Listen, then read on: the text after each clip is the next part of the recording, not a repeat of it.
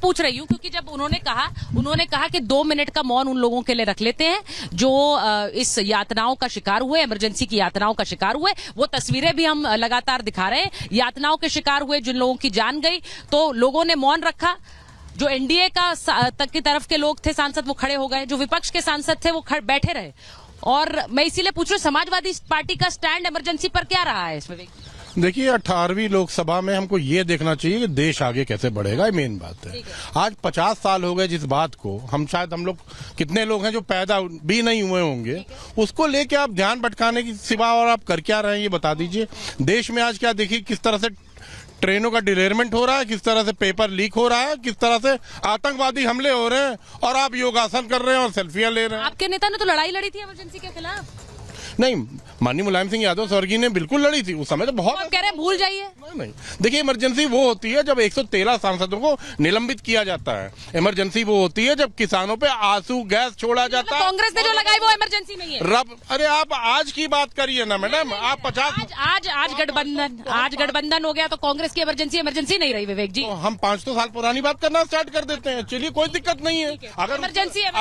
अगर इमरजेंसी से बात करने से देश आगे बढ़ता है तो बात करिए, क्या बढ़ता है? अब वो कांग्रेस वाली इमरजेंसी नहीं रही है। देखिए, ये कहते हैं कि नहीं, इमरजेंसी को तो 50 साल हो गए, तो 50 साल पुरानी बात को बात करने में, उनको याद करने में क्या बुराई है? मेरे देश को आजाद हुए 75 साल हुए हैं, उसको भी भूल जाऊं क्या? भगत सिंह, राजगुरु, सुखदेव ने इस देश के लिए जान दी है, उसको भी भूल जाऊं क्या? अंग्रेजों से मेरे देश के लोग कैसे लड़े हैं, उसको भी भूल जाऊं क्या? मुगलों से देश कैसे लड़ा है, यहाँ पर किस तरीके की हालात रही हैं, वो सब भूल जाऊं मैं? कमाल बात हो गई। अपने बाप दादाओं को भूल जाऊं मैं? अरे कमाल हो गया, कैसे भूल जाऊं भाई? लेकिन अगर पूर्व में इस देश के लोगों के साथ जो बुरा हुआ है उसका याद रखना बहुत जरूरी है। ये देखिए ये इमरजेंसी वाले चिल्लाने लगे पीछे से, ये चिल्लाने लगे। कांग्रेस ने आजादी दिलाई मत भूलो, मैं तो खुद ही कह रहा हूँ मत भूलो। आप बात करो, आजादी दिलाई तो इमरजेंसी भी लगाई। इमरजेंसी में आम आदमी खुश था, पता कर लो आप। आम आदमी खुश था? बिल्कुल, मैंने देखी इमरजेंसी बचपन में। ये तो बड़ी बात कह दी है वरुण जी ने। वो कह रहे हैं इमरजेंसी में आम आदमी खुश था। समीर जी जरा इतिहास में बताइए, क्योंकि मुझे तो अभी भविष्य की भी बात करनी है। Rahul Gandhi leader of opposition बन गए हैं, उनका रोल क्या होगा उस पर बात करूं, लेकिन वो कह रहे हैं इमरजेंसी में खुश थे। देखिए, 25 जून 1975 को जब इंदिरा गांधी ने इमरजेंसी लगाई थी, और आज 26 जून के सुबह 8 बजे उन्होंने देश को कहा था संबोधित करते हुए कि देश में आपातकाल लागू हुआ है, और 19 महीने जो देश के अंदर आपातकाल रहा उसमें नेताओं ने भुगता, देश की आम जनता ने भुगता, गरीबों ने भुगता, और सबने भुगता।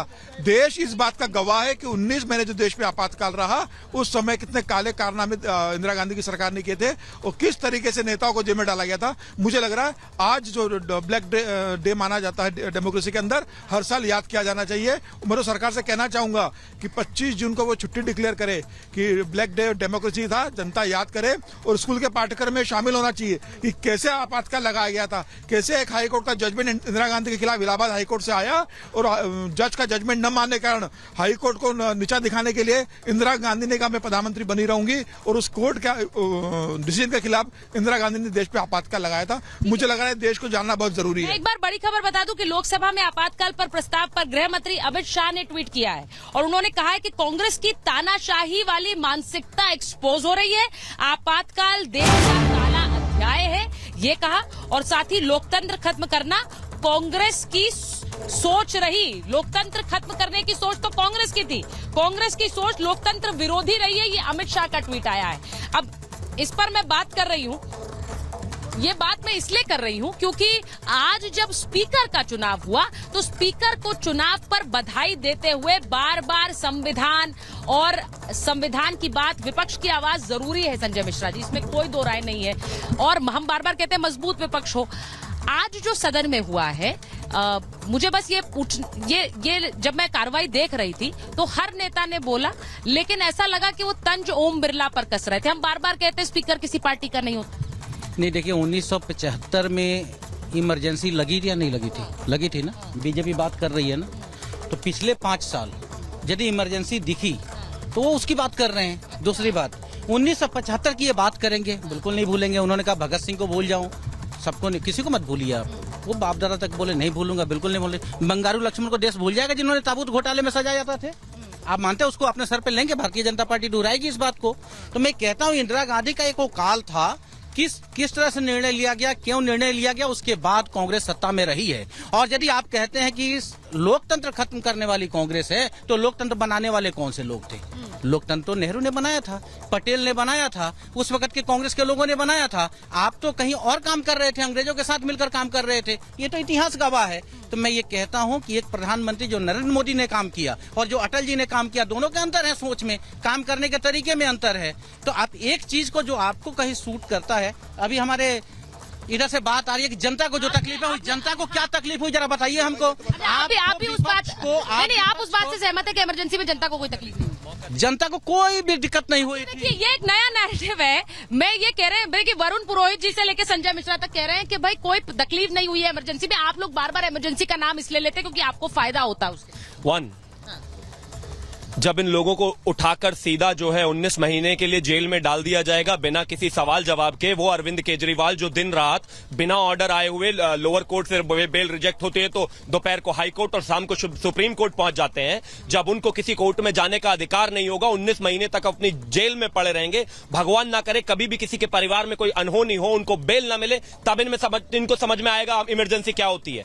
जब इस देश के न्यूज चैनलों को बंद कर दिया जाएगा, उनके ऑफिस की बिजली काट दी जाएगी, खबर क्या लिखी जानी है क्या नहीं लिखी जानी है इस बात को वहां का अधिकारी तय करेगा, लाइन क्या लिखी होनी चाहिए यह अधिकारी तय करेगा, उसके बाद अखबार में जाएगा। जब यह स्थिति होगी तो समझ में आएगा। राह चलते हुए संजय मिश्रा और मेरे बराबर में खड़े हुए मित्र और इधर ये समाजवादी वाले जब बाहर निकलते हुए किसी सरकार को कोसेंगे और सिर्फ इतना कह देने भर पे कि ये सरकार गलत है, पलट जानी चाहिए, इनको उठाकर जेल में और 19 महीने जब इनको बेल नहीं मिलेगी तो इनको समझ में आएगा इसका दिक्कत क्या है। तो कह रहे हैं पिछले 5 साल भी इमरजेंसी 5 साल आ जाते हैं।